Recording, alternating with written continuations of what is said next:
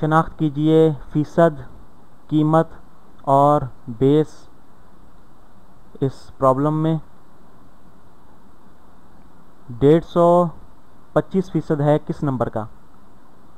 ठीक, तो 25% को अगर हम किसी नंबर से ज़रब दें, तो 25% को अगर किसी नंबर से हम ज़रब दें तो उसका हासिल जो है वो 150 या 150 होगा। ठीक, 150 25 ज़रब किसी नंबर का हासिल होगा। तो 25% जो है ये बिल्कुल वाज़ेह है कि ये फ़ीसद है या परसेंटेज है।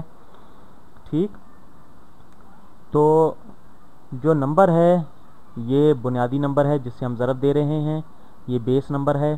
ठीक, ये बेस है, और जो हासिल ज़रब है वो हमारे पास इसकी कीमत है। ठीक, ये हमारे पास अमाउंट है जो इसकी कीमत है, हासिल ज़रब कह लें।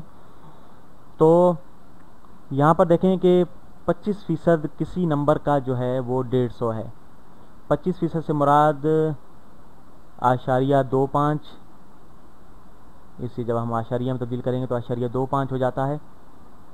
इसे हम किसी नंबर से ज़रब दे रहे हैं और वो बराबर है 150 के। ठीक, आशारिया 25 या 25% जो है वो 1/4 के बराबर भी होता है। ठीक, तो अब ये देखें कि 25% या आशारिया 25 या 1/4 किसी नंबर का जो है वो 150 हो, तो वो नंबर जो है वो 150 से बड़ा होगा या छोटा होगा? वो नंबर यकीनन बड़ा होगा, क्योंकि उसका 25% जो है वो 150 है।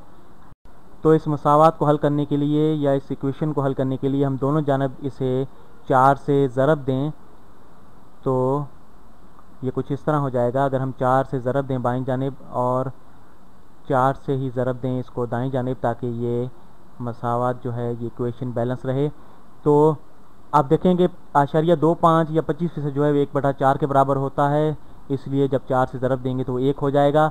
इसी तरह 150 को जब 4 से ज़रब देंगे तो ये 600 हो जाएगा। ठीक, तो अब ये बात समझ में आती है कि 600 का 25% जो है वो 150 होता है, या 600 का 1/4 150 के बराबर होता है।